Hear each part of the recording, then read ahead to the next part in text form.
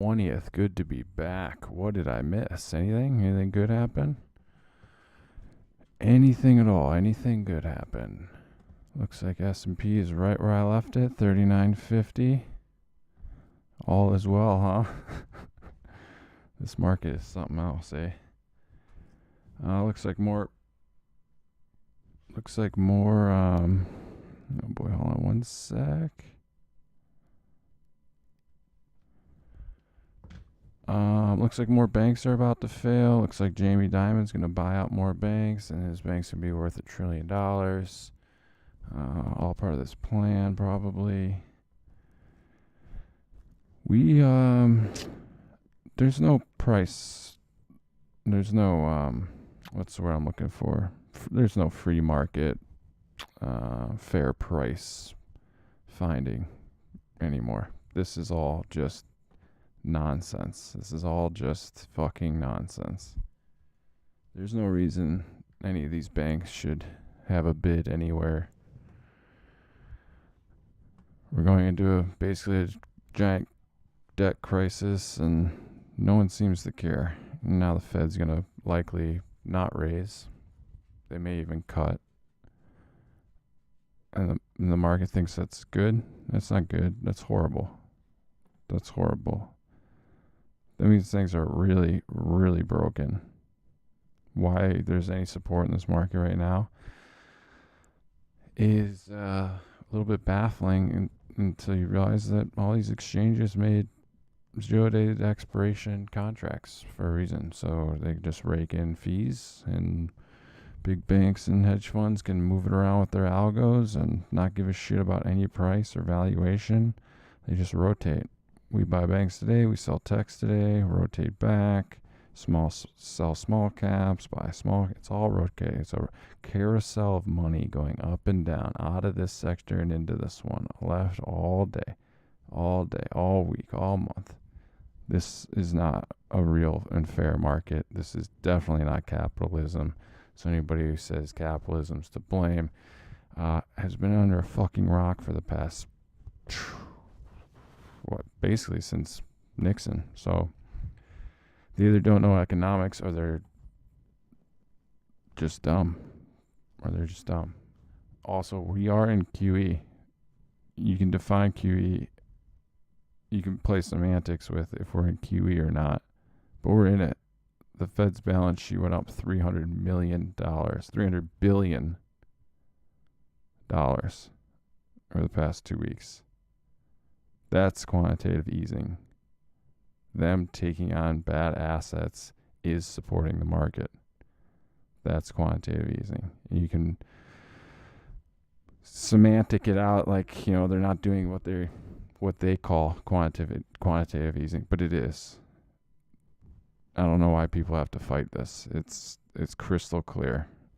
It's throw your fucking politics away. It's crystal clear what's going on. And, the market the casino churns on. It's pretty nuts. It is pretty nuts. I do want to talk about a few names here. Microsoft obviously had a huge end of the week last week. It's down about $7 today. Again, rotation. This is all just fucking rotation. I mean, it rallied, $30 in 4 days and then sold off 7. That's just... we need to put our money somewhere, and Microsoft's not going bankrupt anytime soon. So let's just buy that for 3 days and then lock in some profits and rotate back into chips. And banks did well early today, kind of sold off late, but this is madness. It's madness is what it is. I mean, the S&P is still at 39.50. This is basically the middle of the range it's been for fucking 8 months. This isn't real. This is all just a bunch of bullshit numbers on a screen moving around. So, you get people all excited like they know exactly what's going to happen on Twitter, and the exact opposite happens, and then, I don't know. This is just madness. It's madness, people. So, like I said, get in, get out, and pray that I don't even know. Don't even pray. What's the point? And like every day, this thing does the exact same thing. Prop it up, get a big sell off in the middle of the day, prop it back up, and pretty much where it started. And then leak it out in the aftermarket, then buy it up tonight, then leak it out in the morning, then pop it up early, then big sell order midday. This is just ridiculous, is what it is. I do want to talk about a couple things, though.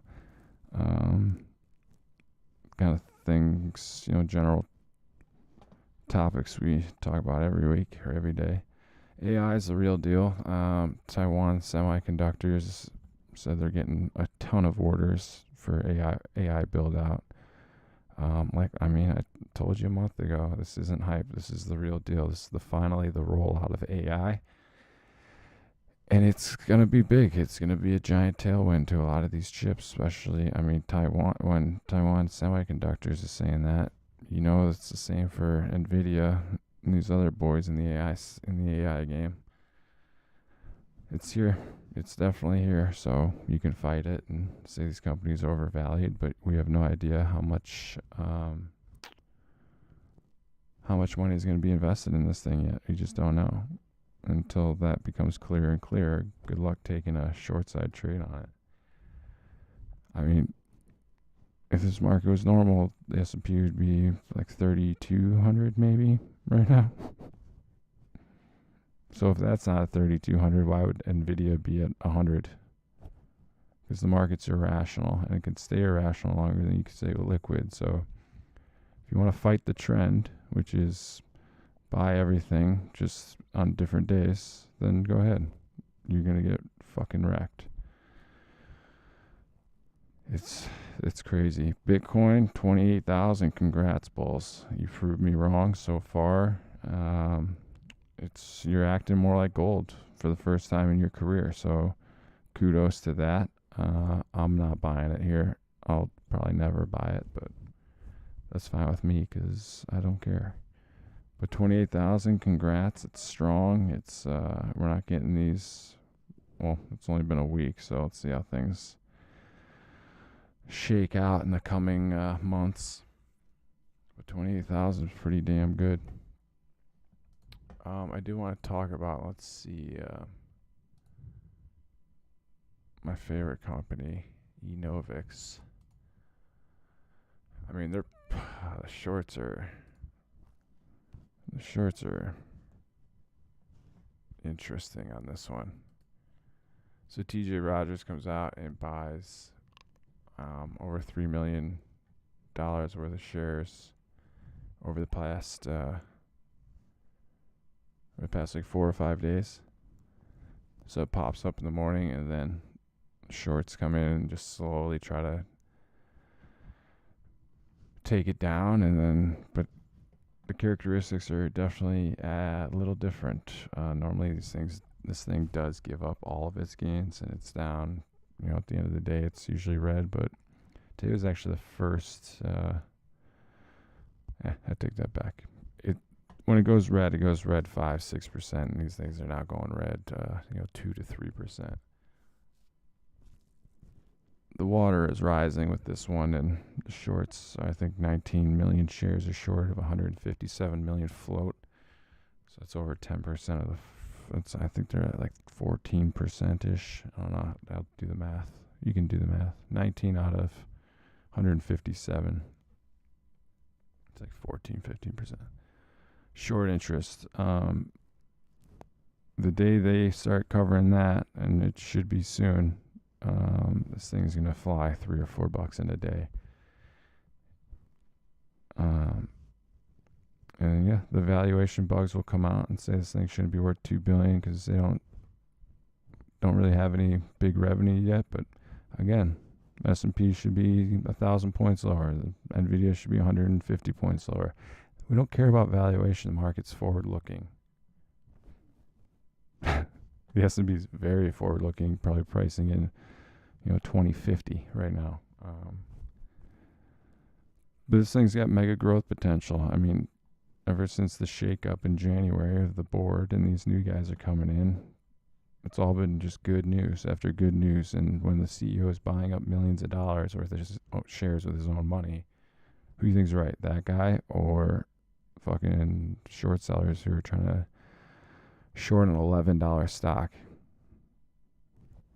I love short sellers. I made nice short stocks all the time.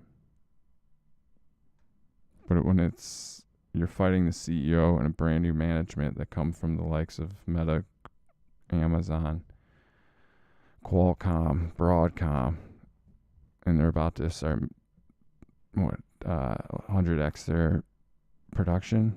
Yeah, that usually means they have demand for their batteries. They're not doing this if they don't have demand for their batteries.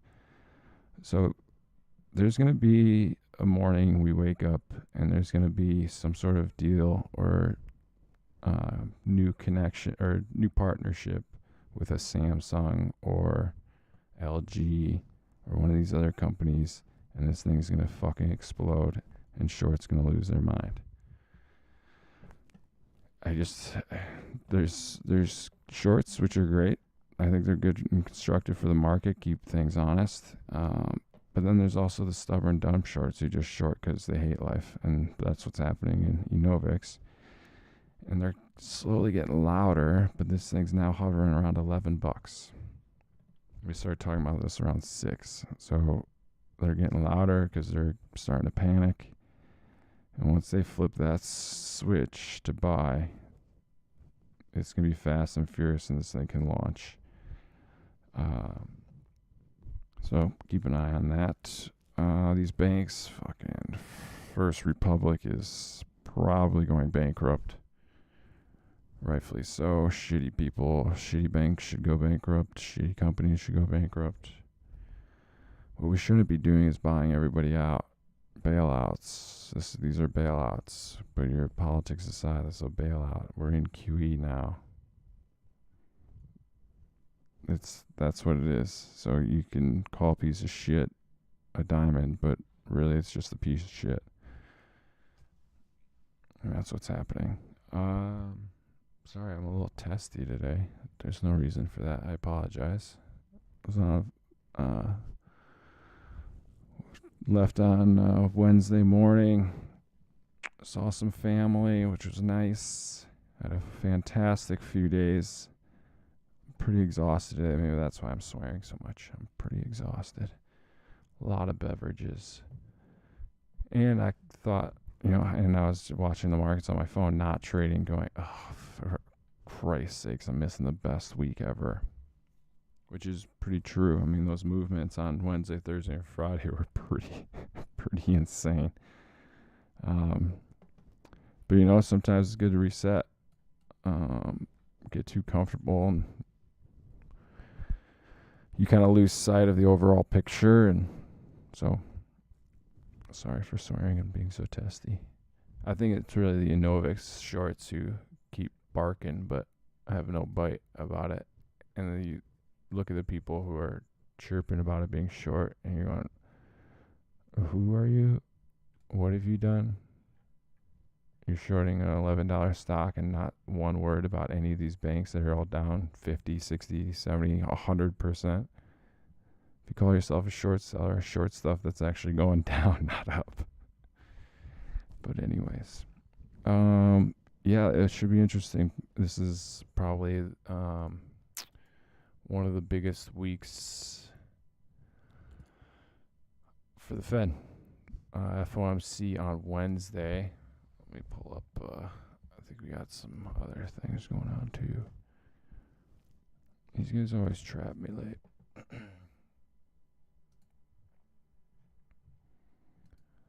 Let's see. Canada Corp CPIs tomorrow. Lagarde speaks at 7:30 Central tomorrow. That should be interesting. Home sales, 20-year bond auction tomorrow. That should be interesting as well. Wednesday. Wednesday is the big one. Tons of Euro news coming out too in they got core, Great Britain's core inflation. Lagarde, obviously speaking, she runs the whole eurozone. Mortgage rates. Remember when crude inventories mattered? That was fun. That was a fun year, like 6 years ago. Yeah, the rate decision on Wednesday. That's going to be massive. No one really knows what's going to happen.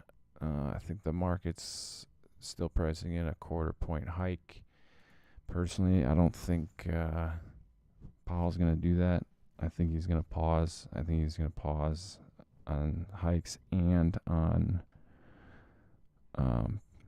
balance sheet runoff, which clearly he already did because his balance sheet went up $300 billion over last week. So that's already done. Quantitative tightening is over. That lasted a good 6-7 months before they broke the system and have to reverse course. So I think they pause and say we wait and we see. If they don't, so basically the reason all these banks have taken a huge shit is because the rate at which rates got hiked, and they were all sleeping at the wheel and didn't adjust their books on the fly. And now Powell has to bail them all out. So if he does raise rates again, even though the rate hikes are the cause, that's going to be the biggest credibility buster of all time. That would be baffling. I think the market would take a serious fucking hit if that happens.